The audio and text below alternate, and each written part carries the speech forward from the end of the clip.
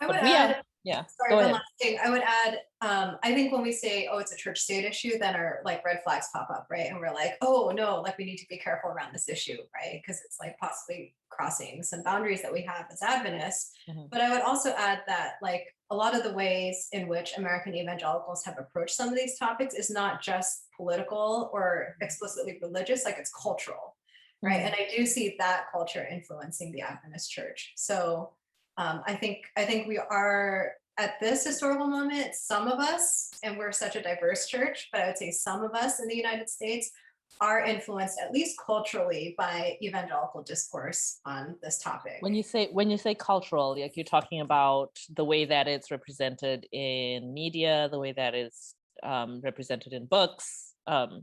So just if you clarify when you say political, like we totally get it. Like you're lobbying, you're pushing, like we're pushing pushing for certain Supreme Court justices who are going to align with a certain view. Like the politics is clear. So what do you mean when you say like cultural?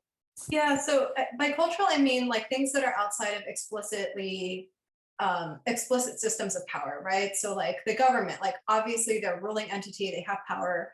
Culturally, I mean like the words that we use, the media that we consume, like Mhm. the ideas that we have, the music that we listen to, like things like Mhm. that, the things that we buy, like that would be a loose definition of culture. To jump Um, yeah, go ahead, Amy. to say, just to jump on that last part that Michelle said, I think in particular, you really see Adventism being impacted. And I wouldn't say all Adventism, but for sure, at least some sectors by what Michelle was just saying at the end, kind of like the consumerist part of evangelicalism. So they're exporting books, they're exporting music, they're exporting sermons and podcasts and all that kind of stuff.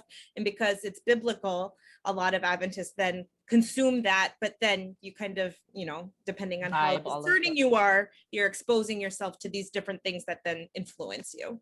And I would say that like a prime example of this is Adventists framing this as a pro-life versus pro-choice issue. And I would argue that it is a much more complex issue than that. And as Adventists, we bring that complexity, but we miss it because we're just kind of co-opting the rhetoric or the bifurcation or whatever that's out there about this issue.